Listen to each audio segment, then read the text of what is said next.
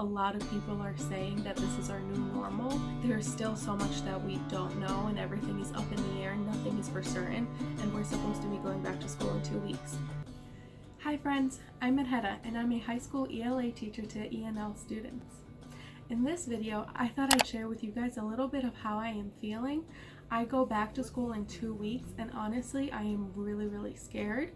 And I'm also feeling a little bit stressed out about going back to school just with all the uncertainty that's going around. So I also thought that I would share with you all some helpful tips of ways to de-stress. And these are also ways that are helping me de-stress during this time.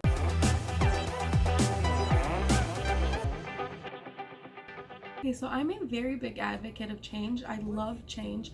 I love when things around me are moving and growing. But in this pandemic, change is not exactly a good thing, since a lot of this change is uncertainty and we're just kind of changing to adapt instead of to grow.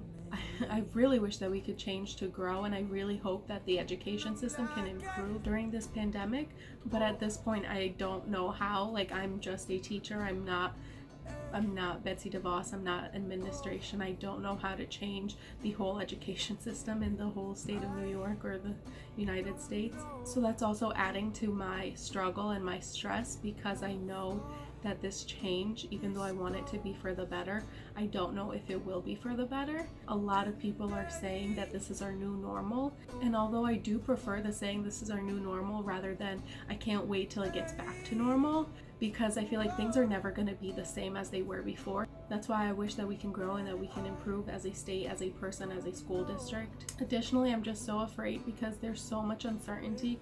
I don't fully know what I'm going to be teaching in 2 weeks. I fully don't know who I'm going to be teaching. In the past 3 years, I have been teaching English 9 and 10. I don't know if I will still be teaching English 9 or 10, and I don't know how many classes I'll be teaching. I have to teach 5 classes. I don't know how many of those are going to be an English 10 class, how many are going to be an English 9, or if I will be teaching English 11 also next year.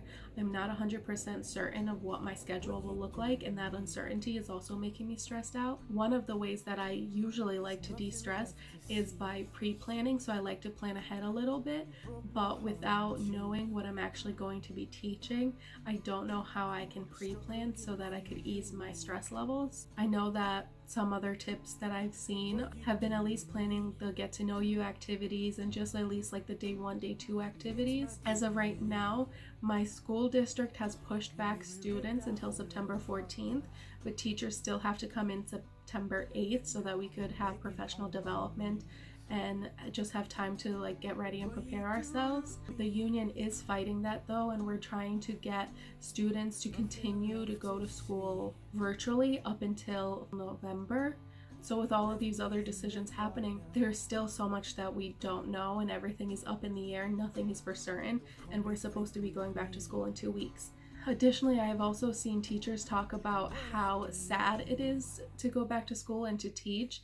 Many of them that are virtual teaching are in their classrooms all alone with just themselves and the computer screen and the occasional Zoom calls and conferences with students, but it is so lonely, and they feel that that's not what teaching should be like. And having that feeling going into my 4th year, I'm also just scared of that loneliness. Like, I love teaching. I love the students. That is my favorite part of teaching. I love all the conversations. I ran into a student at the supermarket during the summer, and just seeing his face light up and just like get back to his old jokester self, like I miss that connection that we have in the classroom, and doing that online is going to be very different. That's enough about me feeling stressed. Let's talk about some of the tips that I have if you're going through this situation, so you don't have to be a teacher to feel stressed. These are some of the tips that I have that can help you de-stress, especially during this time of COVID where we're in isolation or a lot of changes are happening. My first tip, and I'm sure you guys have heard this a lot of times, is to unplug. Turn off your phone, turn off your computer, turn off your TV. Anything that you are using as an information source, turn it off and put it away. One of the biggest things that ends up making me feel nervous is the media. I go on Facebook, I go on Instagram, I just go on the news, and I see all of the news and the reports and everything, and I just feel so nervous. I see news articles talking about the rise of COVID cases with students going back to school. I just see so much negativity on social media and the news, and I just feel like that we need to disconnect from it. I need to disconnect from it. So the first thing that I always do is I unplug, I turn off my phone for 30 minutes to an hour, I put down my phone, and I use one of the other tips that I'm going to have for you guys today. Tip number 2 is to watch a movie, read a book, listen to a podcast, do something that you don't usually do. I haven't read a book for pleasure in over maybe 2-3 years. I know that's hard to believe as an English teacher that I don't read. I do read, I just haven't read it for pleasure. I haven't really enjoyed reading in such a long time. So especially right now during the pandemic and in isolation, I have allowed myself to put my phone down, I pick up a book, and I read. Sometimes I skip days, other times I do it every single day, and it just helps me relieve some of that stress because I'm reminding myself that there are other worlds and I can escape to those worlds, and just for those few minutes I forget about my own problems and I dive into those characters. Also, listening to a podcast really helps me. I know a lot of people listen to podcasts like while they are doing something else, so they like to multitask. I listen to podcasts solely when I need that time to recharge. So I get into my bed or I find a nice cozy spot outside and I lay down, I turn on the podcast and I listen to an episode or two. And that way I just kind of relieve some stress by giving myself that time to recalibrate while listening to something that could either be enticing or just funny. And as they say, laughter is the best medicine. So make sure you also watch a comedy movie or two. Tip number 3 is to play with your pets.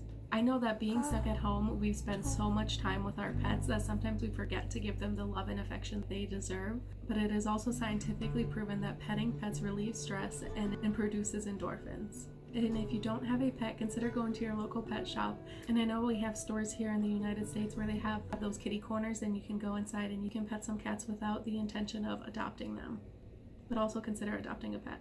Tip number 4 is to move your body. I am not telling you to go out and exercise. Moving your body, you're changing your scenery, you're moving around, you're stretching.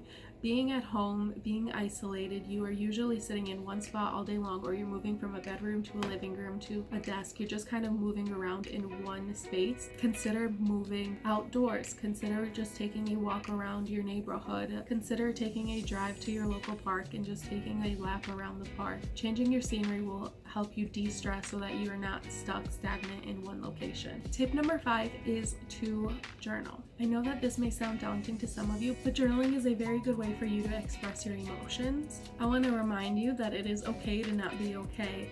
Your feelings are valid, and at this moment, whatever you're feeling, write it down. Journal about it. Express what you are doing and what you are going through and how those feelings are affecting the way that you are thinking. But one of the most important parts to journaling is not just write about what you are feeling today, and don't just write about the negative feelings. Also remember to write about the positive feelings.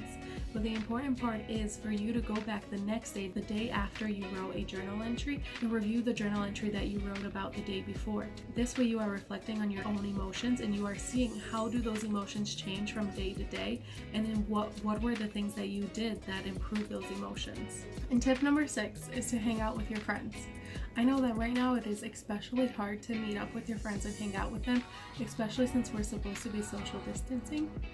But that social interaction is very important for our well-being.